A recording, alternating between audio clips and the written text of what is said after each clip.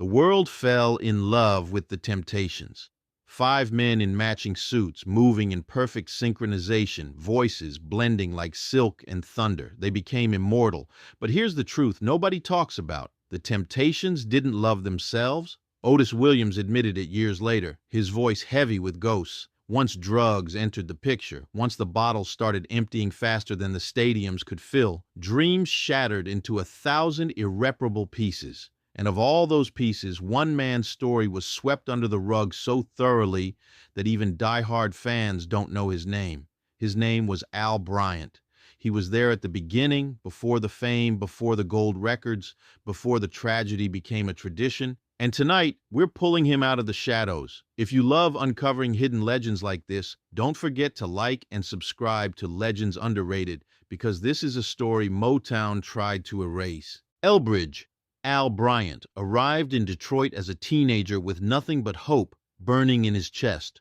Born in Thomasville, Georgia, he carried the South in his voice, that tender, aching quality that could make a woman's heart stop mid-beat. When he met Otis Williams, a young man fresh from Texas with big dreams and bigger ambition, something clicked. They became inseparable, best friends, brothers in every way except blood. Otis was building something called Otis Williams and the Siberians, a group that would eventually morph through names like Water Through Fingers, the El Domingos, then Otis Williams and the Distance. And Al was the secret weapon. While Otis handled the business and the vision, Al brought the magic.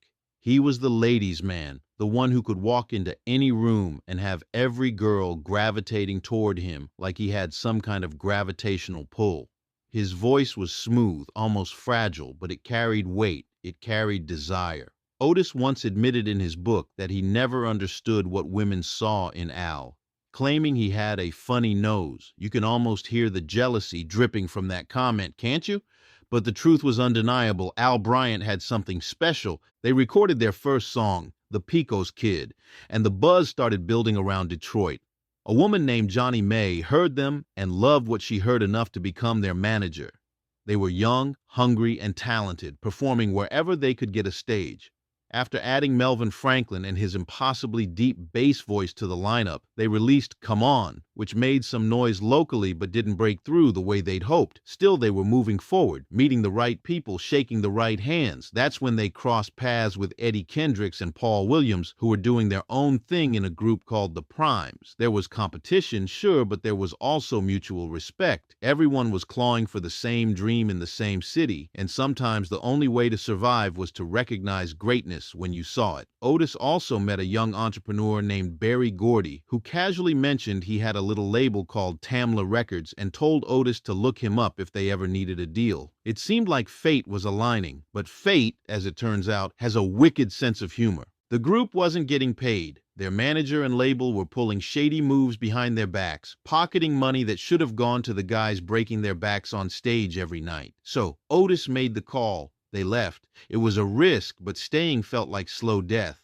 Around the same time, the Primes fell apart, leaving Eddie and Paul without a group. Otis saw an opportunity and brought everyone together. They walked into Berry Gordy's office and signed with Motown, but Gordy had one condition. They had to change their name. The Elgins was already taken. After some back and forth, they landed on something that felt right. The Temptations. It sounded smooth, aspirational, dangerous. They started releasing singles. Oh, Mother of Mine, Check Yourself, Do You Love Me, I Want a Love I Can See. That last one still hits different, doesn't it?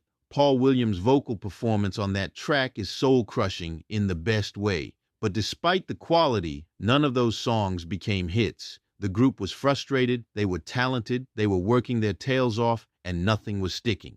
Al especially was starting to crack. He kept his day job delivering milk because the music money wasn't coming through, and the grind was wearing him down.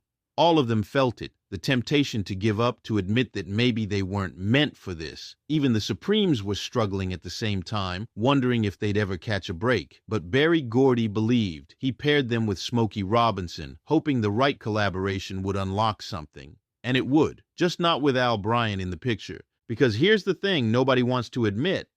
Al was unraveling. The entertainment industry in the early 60s was a non-stop party. Drugs, alcohol, Late nights bleeding into early mornings, the blurred lines between celebration and self-destruction. And Al? Al couldn't find the off switch. He drank. Heavily. The rest of the guys drank too, except Paul Williams, who had sickle cell anemia and stuck to milk to manage his condition. But Al's drinking was different. It was desperate, chaotic, dangerous. They called him the Wild One, and it wasn't a compliment. Otis watched his best friend spiral and felt helpless, because what do you do when someone you love is determined to destroy themselves? And lurking in the background, always watching, always waiting, was David Ruffin. David was already begging to join the Temptations. He was performing with his brother Jimmy Ruffin, but he was obsessed with the group's sound, their style, the way they carried themselves on stage. Otis kept David close, not because he wanted to replace Al, but because deep down he knew it was inevitable. Stories like these are why I built Legends Underrated, so make sure to subscribe for more untold tales that history tried to bury. One night after a show, everything exploded. The Temptations had just torn through a performance of Shout by the Isley Brothers, and the crowd went absolutely insane. They didn't want to let the group leave the stage. Backstage, riding that high, Al turned to the others and said they should go back out there, give the people what they wanted. But Paul Williams was exhausted. He told Al he was done for the night. That should have been the end of it, a minor disagreement, a difference of opinion. But Al was drunk and his temper was short, and something inside him snapped. He smashed a beer bottle and slashed it across Paul's face. Blood sprayed everywhere. Chaos erupted. They rushed Paul to the hospital where doctors stitched him up, and the entire time Otis was thinking the same thing. Al had to go. This was it. The final line crossed. But then Paul did something unbelievable. He forgave him, told Otis that Al was still his friend, that everyone deserved a second chance. So they kept him in the group. They tried to move forward, but Al's behavior didn't improve. If anything, it got worse. A few shows later, Otis made the hardest decision of his life. He kicked his best friend out of the Temptations, and the very next day, he called David Ruffin. 2 weeks. That's how long it took for the Temptations to record The Way You Do the Things You Do after Al Bryant was fired. 2 weeks. And that song became their first major hit, climbing to number 11 on the Billboard Hot 100 and hitting number 1 on the Cashbox R&B chart.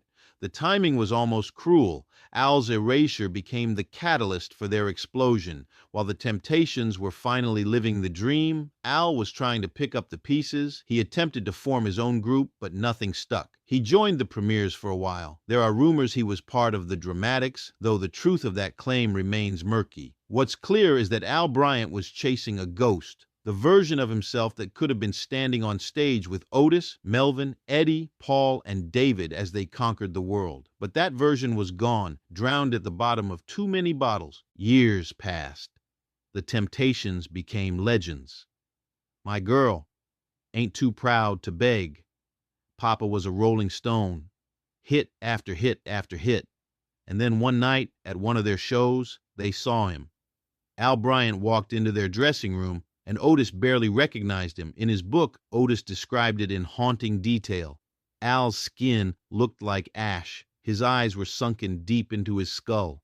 There was a profound sadness in his voice, the kind that comes from watching your entire life crumble while the people you started with ascend to immortality. They talked briefly. What do you even say in a moment like that? And then Al left, disappearing back into whatever shadows he'd been living in. On October 26, 1975, Elbridge Al Bryant died from cirrhosis of the liver in Florida. He was only 36 years old. There was no tribute, no memorial concert, no heartfelt acknowledgement from the group that erased him. His story was buried so thoroughly that even the internet, where everything lives forever, has almost nothing on him. Otis Williams dedicated a few paragraphs to him in his autobiography, but it felt distant, clinical, like writing about a stranger instead of the best friend who helped him build the foundation of one of the greatest groups in music history. And that's the tragedy, isn't it? Al Bryant was there at the beginning. He sang the songs. He charmed the crowds. He believed in the dream just as fiercely as anyone else.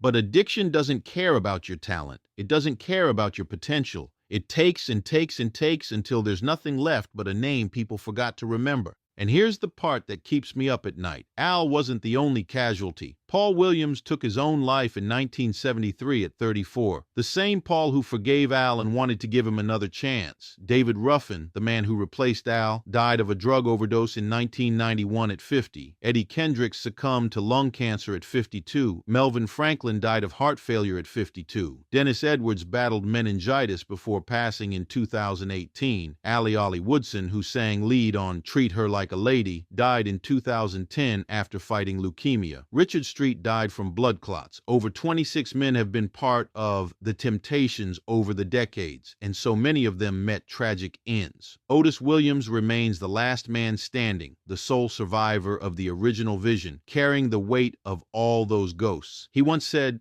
"The world loved the Temptations, but the Temptations didn't love themselves." And when you look at the body count, when you tally up the suicides and overdoses and diseases and broken hearts, you realize he's not being poetic. He's being literal. This twist shocked the world. And if you never want to miss stories like this, subscribe to Legends Underrated today, because these are the truths that deserve to be told. So here's my question for you.